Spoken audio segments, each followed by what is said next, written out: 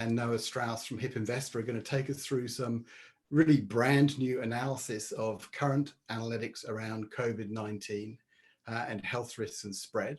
Secondly, the supply of beds and doctors. Thirdly, transmission risk, and then how all this integrates into a single model to understand the risk to communities and the resilience of communities. Firstly, before we do that, let's just have a very brief look at what has happened around the world over the last week or so in relation to COVID-19. This chart shows the breakdown of case numbers for the globally, which total about 2 million. The top 10 countries, which are shown here in colors, account for almost exactly 80% of that. The US is 30%, and European countries are most of the other big blocks down the bottom. I should say in the gray area, there are some other European countries with smaller numbers than would put them in the top 10. If we look at how this has played out in terms of impact, across the bottom of this chart, you can see the proportion of cases where the outcome was the person died. And then up the side, you can see the proportion of all cases which have recovered. Unsurprisingly, towards the top in China, given that the outbreak has more or less come to an end, it's very high on that measure. The figure for the world as a whole, on average, is the yellow dot in the middle. And again, you see over to the right with relatively high death rates, the European countries. More in the top left, you see Germany, where case numbers are high because of high levels of testing. And in the bottom left, you can see where the US is still quite early in this outbreak. To add a couple of countries which aren't in the top 10 in here, just down between Turkey and the USA, approximately here, you would see Canada, and then right off to this far side, almost in the corner, would be Australia and New Zealand, who have 0.9% deaths, 0.7% deaths. Obviously, some way to go with all of these. The big picture point here is that there is a massive variation in outcomes. This, many of you will have seen, which is a chart from the FT. Others are producing similar analysis showing the trajectory. Again, please note there is a log scale here on the y-axis, and you can see very different outcomes being achieved over time. The most notable thing here is that the US and the UK are still on an upward trajectory. And this, by the way, shows the rolling 7-day average number of deaths, tracking from the first day when there were more than 3 deaths reported. If we then turn to the US, here is a chart from the Washington Post, an infographic which shows case numbers by location. Each dot here represents 10 people, and unsurprisingly, these cases are clustered around major cities. What has also been done, though, is an analysis to show an estimate of how likely the healthcare system is to be overrun. And you can look at this by postcode if you go to their website. If 2 out of 10 people were impacted by COVID-19, I think simultaneously, so that's a pretty high threshold. And here, if it says, yes, this is a bad thing, that means for the various metrics shown, the health system would be overrun. Once again, the measure here is, the important point here is not so much the individual scores for individual locations. And I've picked out New York because that's where I'm based, and the West Coast because that is where Paul is based, and some other examples. But once again, there is a huge diversity of outcomes being achieved.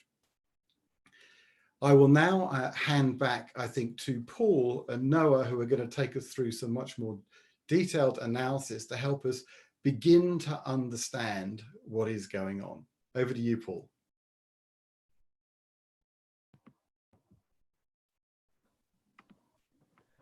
Welcome, everybody. This is Paul Herman and Noah Strouse from HIP Investor. And now that you can see me on video, we're here in San Francisco under quarantine. It's day 28. And so we started at HIP Investor proactively quarantining before the official quarantine. And so we've benefited from low transmission rates and a pretty healthy population. Today with Noah Strouse, we're going to show you some of our research and analytics. We've been building a model to model health risks health readiness of beds, doctors, and healthcare workers, transmission risk, and then how that translates into a county by county analysis across the whole US of 3,000 counties. Noah, what has been your learning so far from pulling this together? And I'll queue up some slides that we'll talk to. But how has this made you feel? And what surprises have you found so far? Yeah, thanks, Paul, and hello to everyone. It's been a very interesting research project to understand that although the US healthcare system is fantastic in many ways, for events like this, we are fundamentally unprepared. As we'll see in some of the slides, even though there's a distribution of risk exposure and readiness, most places are not fully prepared to deal with this. So as we dive in, we'll get to talk through what some of that's about. Okay, that sounds good. So I'm going to queue up the slides here, and we're going to walk through. Please use the chat box or the question box to ask questions from our live studio audience, and we'll walk through some of these visuals, and Nigel or Nick will let us know about questions that come up. All right, so there's a three-pillared model here. And so pillar one starts with health risks. We've listed just a couple of the health risks. Noah, what are the main health risks that go into this model and why? Yeah, so we looked at the major factors that are associated with comorbidity for COVID-19. The big ones are the age of the population. So we highlighted percentage of population over 65 years old, obesity, diabetes, air pollution, asthma, heart conditions. So some important metrics that structure health nationwide. And why does West Virginia and Arkansas and Mississippi and Alabama and Georgia, why do those light up? So those are some of the regions that have the highest percentages of these health issues present in the population. So those are the things that are going to show up as where COVID-19 will create more of a problem within that population. And one of the new themes that's come out is, and we'll cover this later in a graph as well, is communities with people of color. Why might that be happening? Yeah, due to historical structural racism in the United States, communities of color being exposed to environmental justice issues and historically underfunded for basic infrastructure. All right, so let's take a little bit deeper dive into the health risks. So these are the confirmed cases per 100,000. And so Noah, is this expected? Should we expect New York and New Orleans and Detroit and Georgia to light up so much? Yeah, in some ways you might expect these major cities to light up as places where there's more density and more people coming into contact with each other, and maybe more people traveling through those cities. But at the same time, not all cities you see show up equally. You see on the West Coast, for example, California was one of the earliest states to shelter in place, and the main urban hubs of the Bay Area and Los Angeles region, even though there are cases there, they've fared much better than some of these other cities. Okay, and these are on a per 100,000, so those are equalized for population, but also seeming population hubs. And this data is reported how often, and where does it come from? This is updated daily via the New York Times. They're doing a great job of publishing this data and making it publicly available. Super.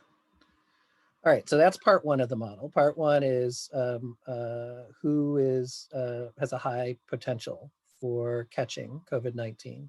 So part two of the model is a readiness model. So one of our capabilities at HIP is we pull in and ingest information, in this case from 6,000 hospitals across the country. Those hospitals are reporting to Medicare and Medicaid, to CMS. in order to get reimbursed. And those hospitals cover all parts of the country here, with some pockets in rural areas that don't necessarily have a hospital. So Noah, tell us how you modeled readiness here and these three factors. So similarly to risk, this is looking at some of these readiness factors like hospital beds per capita, physicians per capita, total healthcare workers per capita across the United States. And in general, urban areas, although they tend to be more exposed and have higher risk factors for COVID-19, they also tend to be where more medical facilities are concentrated. So there are hospitals throughout the United States, but in some cases in small rural counties, there may not necessarily be a hospital within that county. Got it. And do all counties have equal access to healthcare, or is it better to live in a city or a suburb or rural? Yeah, it probably depends where you are across the U.S. In terms of proximity to hospitals, probably urban and suburban areas have best access. Okay, and so this is a map of U.S. beds, hospital beds by county per 1,000 population, but you've set a limit here related to how many people get sick. Is that right? Right. So this is looking at the number of beds that are expected to be necessary with the statistics we know about the spread of COVID. So there are some places that are better than others, but as you can tell, almost everywhere does not have the beds necessary to meet the demand, as we've seen in the news recently in places like New York, Detroit, New Orleans. Okay, and then we did some previewing of this model with the HIP team, and some ideas came up about where extra capacity could come from. What are some of those ideas? What else could be used as a hospital? People are using stadiums. As we know, some U.S. military hospital ships have been sent to places like New York and Los Angeles.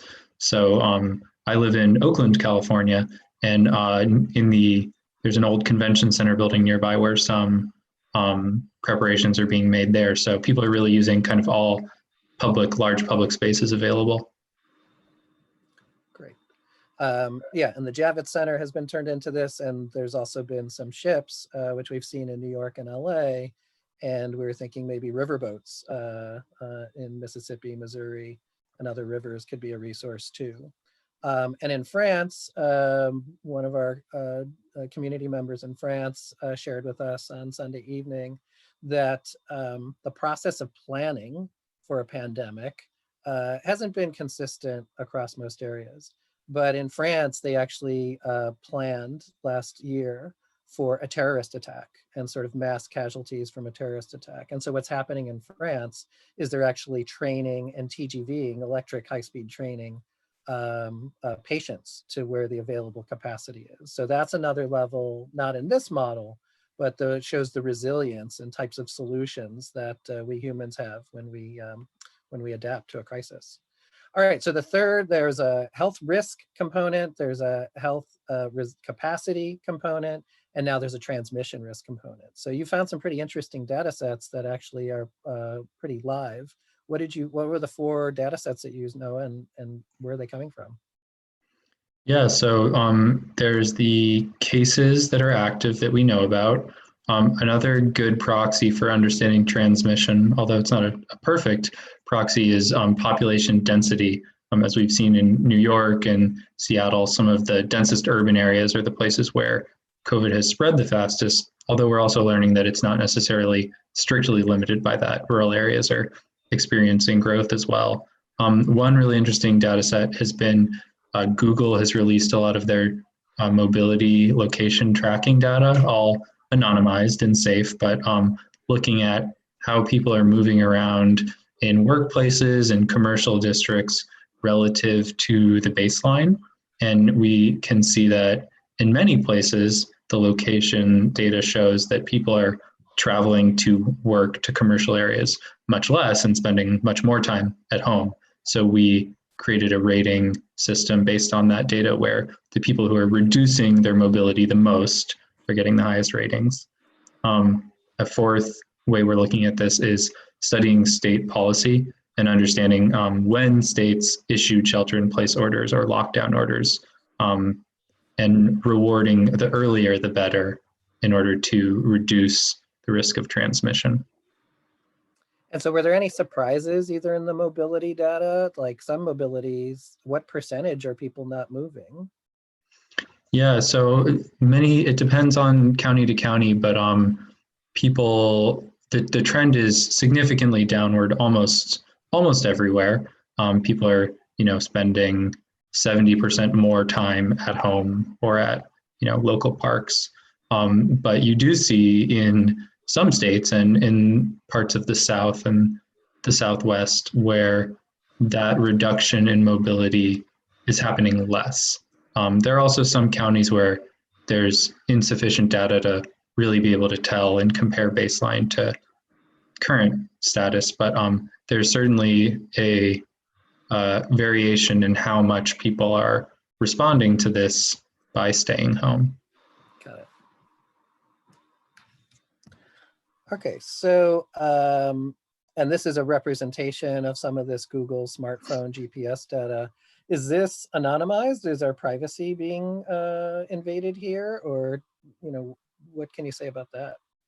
Yeah, it's all fully anonymized. The data that's released is simply county averages. So nothing more granular than that. But as you can see, there are definitely trends.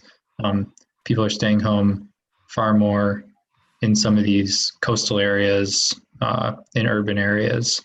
And then in some places, people are staying home much less. And another layer of analysis for this that could be kind of a next step for us would be understanding how that might be related to different types of jobs and where are there more essential workers versus where are there more people who maybe can afford to work from home. Got it. All right, so bringing all that together, so 3 pillars of health risk, readiness, and transmission risks. Looks like the South lights up again. What's happening there? Yeah, so I think it's a combination of these 3 pillars we've talked about. There are higher health risks. There is less response to the pandemic, and there is less fundamental healthcare capacity in some of these areas. So sometimes these trends run opposite directions from each other. For example, cities tend to be more dense, more higher possibility for transmission, but also have healthier, younger populations. So in some cities, that is more true than in other cities. But in general, we see that a big part of the Southeast is definitely highest at risk. And you've also built climate ratings, climate threat resilience ratings, as well as just overall income affordability. And do you find the same trends here of those different models? Yeah, there are certainly some of the same trends. If you had to boil it down, it probably has to do with some areas tend to just have more at-risk populations and less involved government or less proactive government interventions or regulation. And the combination of those things leaves those at-risk populations more exposed to climate, COVID, or any of these other risks that we're talking about. All right, so you mentioned this before about income. So what's going on here? Are richer people better off and poorer people more at risk? Yeah, the trend certainly suggests that counties with higher median incomes also happen to be the counties that are receiving a higher rating on this x-axis scale. So the further to the right you are, the less impact those counties should see from COVID. The further to the left, the higher at risk. So there's certainly a correlation here that is depressing, but not necessarily surprising. Got it. And And then you did another one based on ethnicity. So what does this show us? Yeah, so this is looking at the percentage of a county's population that are people of color, and showing similarly as that population, as that percentage population increases, their exposure to the risks of the COVID pandemic also increases. Again, the left side is more at risk, the right side is reduced risk. So there's a little more dispersion here. You can tell it's not as tight of a scatter, but there is a strong trend where many of these communities that have a higher concentration of people of color are also, for the reasons we talked about earlier, historical injustice, tend to be communities that have lower health characteristics and lower income. Okay, and there's 3,000 dots on this chart. This is all 3,000 counties of the US, is that correct? Yeah, that's right. These are all 3,000 counties. So you see top left, those are going to be the places that are probably at the greatest risk in terms of historical disadvantage, lack of access to financing, lack of social security nets, and also greatest risk to the pandemic. Okay, and then these are sized by the population. So some of those bigger circles are larger areas. So let's take a look at some of those larger areas. So these are some of the largest US counties. This is counties over 500,000 people, and the ones who have some of the most at risk and the least readiness. Is that right? Yeah, that's right. So this is our final impact scoring, our impact and resilience rating on the far right. So these are the counties that are over 500,000 people, some of the largest in the US, that are also at the greatest risk. So like we've talked about, many of these metrics come into play, and we've just pulled out a few to look at here. So you can see the median household income, the percentage of community that is people of color, the total beds available in the hospital, the total confirmed COVID-19 cases so far, and per population. Right, so up top, Polk County and Volusia County, those are around Orlando and Daytona Beach in Central Florida. Wayne County is Detroit. Pinellas County is Tampa and St. Pete. Philadelphia County is Philadelphia, that we all know and love, city of brotherly love. That has some of the highest confirmed cases in Detroit and Philadelphia on a per 100,000 basis. Then we have Jackson County, Missouri, and Harris County is where Houston is, and then Dallas County is where Dallas is. Those are at risk because they've been slower to lock down. And then you can see near the bottom of this list, Bronx County, Shelby County is Memphis, Bronx County is the Bronx in New York, and Milwaukee, Wisconsin. So there's tremendous risks and varying readiness.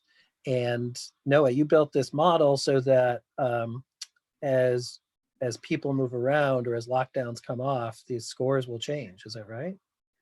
Yeah, so the model currently involves the policy responses on a state level, as well as this mobility tracking data that we talked about earlier.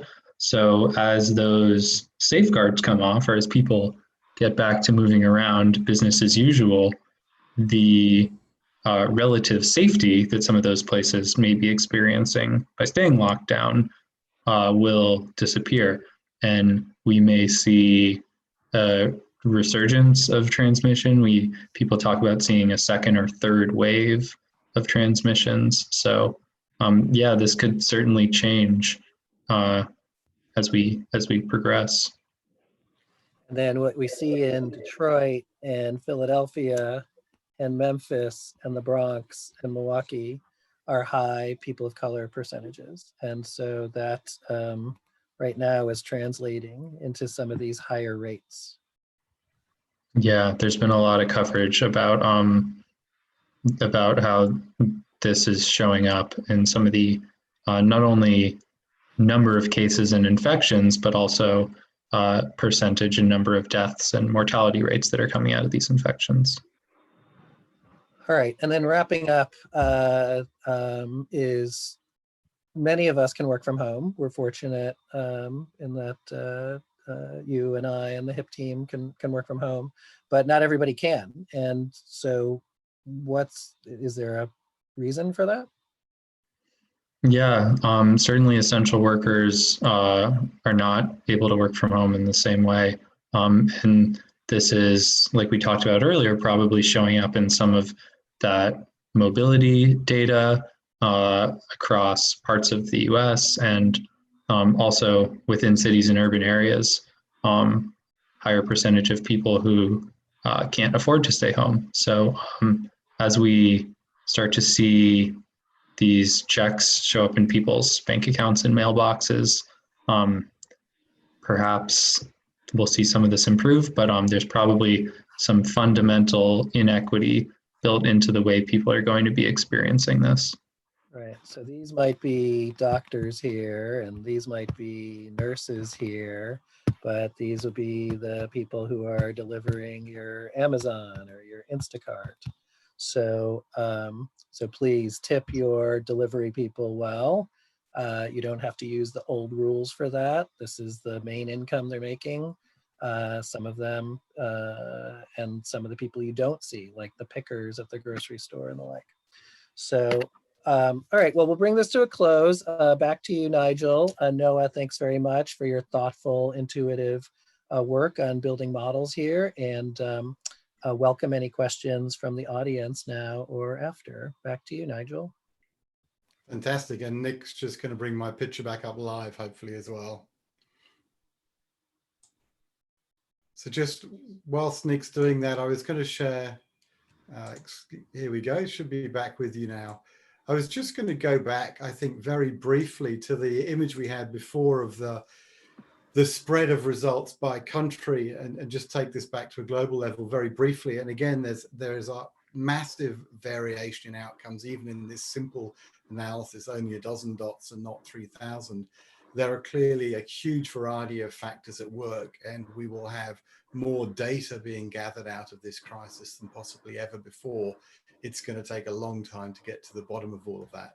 But I think the analysis that Noah and Paul have just shared is incredibly useful in trying to understand a little bit more about what's going on. What I did want to do before we end is just to share a little bit of good news. We're trying to find good news every week to remind ourselves as to some of the positive things which come out of all of this. And this is a story from the UK now. We're all, I think, painfully well aware of the importance of ventilators in treating coronavirus and the dangers which are involved with intubation. And a program has been underway, led in the UK, or involving Stephen Hawking's family, Lucy Hawking, defense business based, an aerospace and defense business based in Cambridge called Marshall, the Warwick University's materials group, and others, to create a new, effectively a reinvented iron lung, or an exoskeleton, hence the name Exovent. Early days for this, but there are a group of people that are working with this, and some very large organizations globally whose intention is to be able to help take this into places like Africa and India prospectively over time, and relatively quickly, which will be potentially very important. Finally, to look ahead to next week, we have a fabulous program coming up for Earth Week. We have 4 events next week on 21st, 22nd, 23rd, 24th, and that's the following day, obviously, if you're in the Asia Pacific region. On the first day, we have a session all about science-based targets, and a particular focus on Australia, as that will be Earth Day in Australia. On the second day, we have green new jobs and green new deals. The third day is about religions and faith-based investing. And the fourth day is all about activating academia. What can the huge body of people that live inside the academic world, both as students and as teachers, and indeed as funders of some of those organizations, do to drive change? Paul, I don't know if you want to say any final words or want to add any more color to what we've got coming up next week, but we've got a really tremendous group of panelists and moderators and presenters across those 4 sessions, and we just have a few of the pictures shown here. Yes, it's a tremendous week next week. Next Wednesday is Earth Day, And so this series will kick off in Earth Day, Australia, which will be next Wednesday in Australia and Asia Pacific, and Tuesday for the rest of us. And then next Tuesday, Wednesday, Thursday, Friday in most of the Western Hemisphere, we will we'll have these 90-minute online deep dives. So we hope you'll join us. Please invite your friends, share this on social media. All the events RSVPs are ready to go. And we hope that you'll bring your community to it. And as always, we ask you for ideas and suggestions for what solutions we can profile, what panelists we can bring together, and what analysis of problems that we can translate into mobilizing for solutions. So really appreciate you joining ESGX together with me, my co-host Nigel Lake, and Nick Gower, our producer. I want to thank our special guest, Noah Strouse of Hip Investor today, and we'll look forward to seeing you next time on ESGX. Thank you.